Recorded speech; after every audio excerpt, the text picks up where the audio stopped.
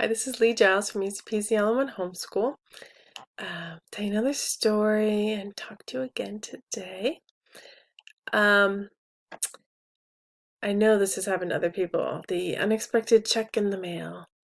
It's happened to us twice, but my husband and we can't remember what the first check was. It was, I don't know, maybe 9 years ago or something. I don't remember what the check was. I just remember that we had to get the car fixed and a check came. But more recently, just a couple years ago, my husband had a big dental bill, and a check arrived from Germany, a German bank. It was so unexpected.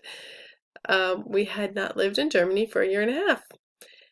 So you're like, why are you in Germany? I know the story's long. We got kicked out of Turkey, and then we went to Germany.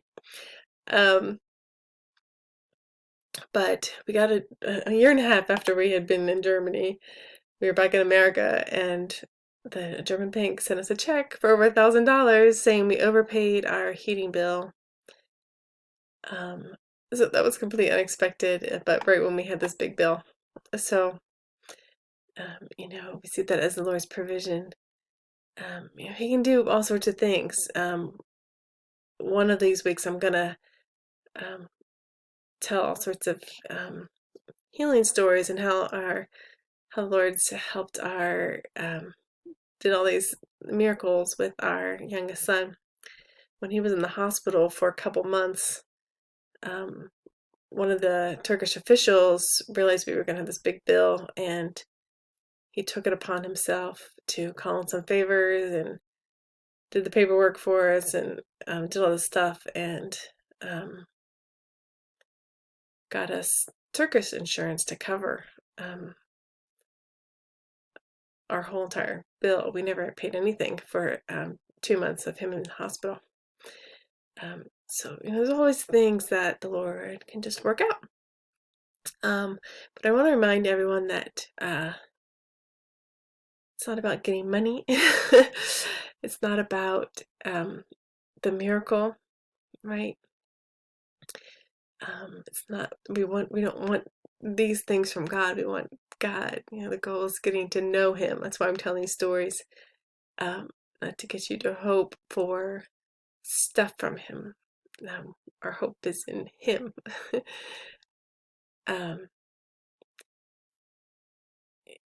We need to remember that He doesn't stop trouble from happening. He doesn't keep us from trouble. He keeps us through the trouble.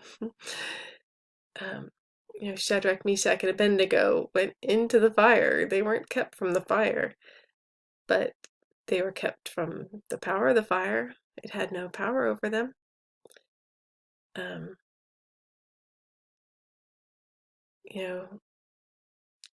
When Jesus is in the garden, right before he's crucified, he says, you could have arrested me any day, but you can do it now because this is your hour, it's the hour for the power of darkness.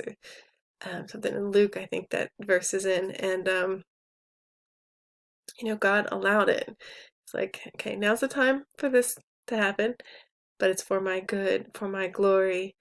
I'm working things out for the good of those who love me, who have been called according to our purposes for our good. That means He lets some of these things happen for our good, for some big, great purpose that He is working out. I mean,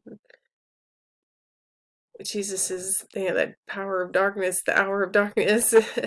When Jesus is crucified, it seemed like a horrible thing to the disciples, but it was the best thing that ever happened to them. They just didn't know it yet. So remember who He is. You're dead. We no longer live. Christ lives in us. So the goal is to keep self crucified and keep Christ alive in us. So we give thanks and we rejoice and we receive peace and joy, and we live in kindness and in love for others, because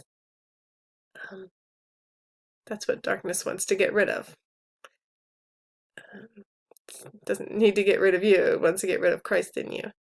So let's fight back with praise and thanksgiving. All right, I'll stop talking. I'll see you guys tomorrow with another story.